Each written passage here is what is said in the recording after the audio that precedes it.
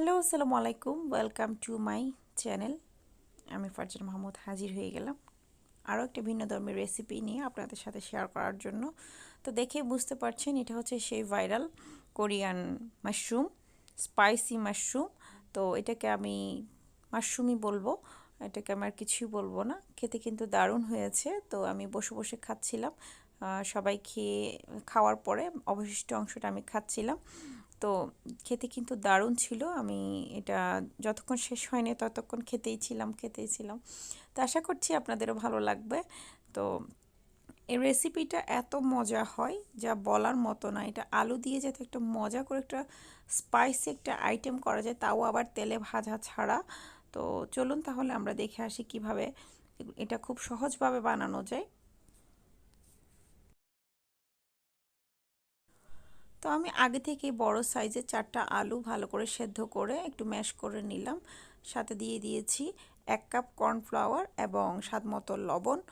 So এখন আমার কাজ হচ্ছে আস্তে আস্তে করে কর্নফ্লাওয়ারের সাথে আলুর যে মিশ্রণটা আছে, আলুটা যেটা ম্যাশ করে রেখেছি, এটা আস্তে আস্তে ভালো করে মিক্স করা। এটা কোনো প্রকার পানি ছাড়াই যতটা স্মুথভাবে একটা ডো তৈরি করা যায় অতটা স্মুথভাবে করে নিতে হবে। তো আমি চেষ্টা করছি একটা স্মুথ ডো রেডি করার জন্য। তো অলমোস্ট আমার ডোটা রেডি হয়ে গিয়েছে।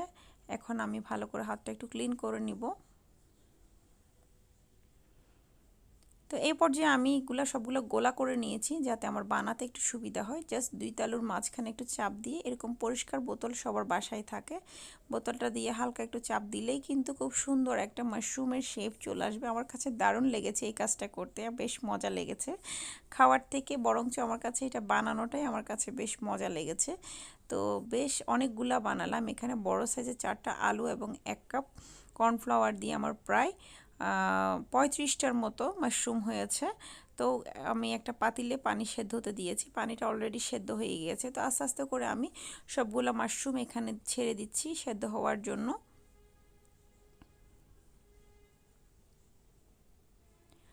আস্তে আস্তে করে দিচ্ছি যাতে ভেঙে টেঙে না যায় বা একটু ঝামেলা না হয়, সেই জন্য।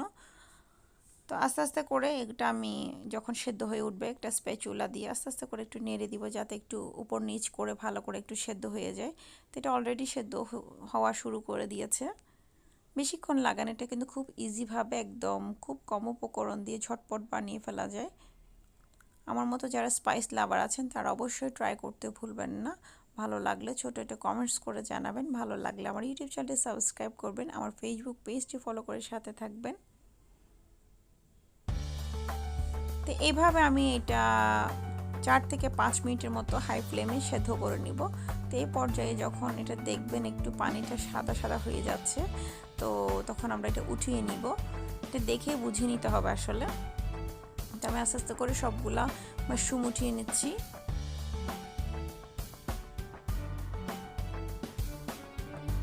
সবগুলো মাশরুম উঠিয়ে নিলাম। এখন আমি প্যানটা ভালো করে ধুয়ে আবার বসালাম, আবার রান্না করতে হবে। তো আবার বসিয়ে দিলাম। এখানে আমি 2 টেবিল চামচ বাটার দিয়ে দিলাম।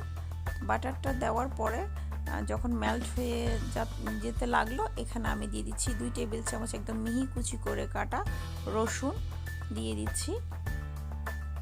এরপরে আমি এটা একটু ভালো করে ভেজে নিব যাতে কাঁচা ভাবটা চলে যায়। একটু ব্রাউন কালার হতে আমি এখানে অ্যাড করে দিব হালকা পরিমাণে 1 চিমটি পরিমাণে লবণ, বেশি দিব না যেহেতু এটা আমি সস দিয়ে রান্না করব। তো দিয়ে দিচ্ছি 1 টেবিল চামচ চিলি ফ্লেক্স। আপনারা ঝাল এবং লবণ আপনাদের স্বাদ মতো দিবেন। 1 চা চামচ লাল মরিচের গুঁড়া দিয়ে দিলাম। এখন ভালো করে একটু নেড়ে দিব। লবণটা বেশি দিতে যাবেন না, যেহেতু সস ইউজ করব, সেই জন্য বারে বারে বলছি লবণটা বেশি দিবেন না। তো দিয়ে দিলাম 1 টেবিল চামচ সয়া সস, লাইট সয়া সসটা আমি এখানে বিডি ফুডেরটা ইউজ করেছি। তো দিয়ে দিচ্ছি 2 টেবিল চামচ রেগুলার টমেটো কেচাপ। এই 2টা সস দিলাম, দিয়ে ভালো করে একটু নেড়ে দিচ্ছি। আমি সসটা একটু পানি দিয়ে মিক্স করে দিয়েছি। যখন এটা একটু ভালো করে কষানো হয়ে গেলে এ পর্যায়ে আমি এখানে মাশরুমগুলো অ্যাড করে দিচ্ছি। তো দেওয়ার পরে একটু আস্তে আস্তে করে নেড়ে দিব। চুলা আঁচটা অবশ্যই এখন লোতে রেখেছি। তো এভাবে করে মিনিট 2 রান্না করে রেডি হয়ে যাবে আমাদের স্পাইসি কোরিয়ান মাশরুম। তো কালারটা দেখুন, আমার কাছে বেশ ভালো লেগেছে কালারটা। খাওয়ার থেকে আমার কাছে এটার ডিজাইন এবং কালারটা জাস্ট অসাধারণ লেগেছে। খেতেও কিন্তু দারুণ মজা, কেউ বুঝতেও পারবে না এটা আলু দিয়ে বানানো। এতটা মজা, ঝোলটা একটু ঝাল ঝাল মিষ্টি মিষ্টি, বাট এটা মাশরুমটার ভেতরে তো আর কিছু যায় না, সেজন্য এটা একটু স্পাইসি করলে খেতে ভালো লাগে আর গার্লিকের ফ্লেভারটা ভালো লাগে। তো শেষে আমি ডেকোরেশনের জন্য উপরে একটু সাদা তিল দিয়ে দিলাম, এটা সম্পূর্ণ অপশনাল, আমি জাস্ট ডেকোরেশনের জন্য দিলাম। তো আশা করছি আজকের এই রেসিপিটি আপনাদের কাছে ভালো লাগবে। ভালো লাগলে অবশ্যই ট্রাই করতে ভুলবেন না এবং ছোট একটা কমেন্টস করে জানাবেন। তো আজকের মতো বিদায় নিচ্ছি, সবাই ভালো থাকুন, সুস্থ থাকুন, আমার জন্য দোয়া করবেন। আল্লাহ হাফেজ, আসসালামু আলাইকুম।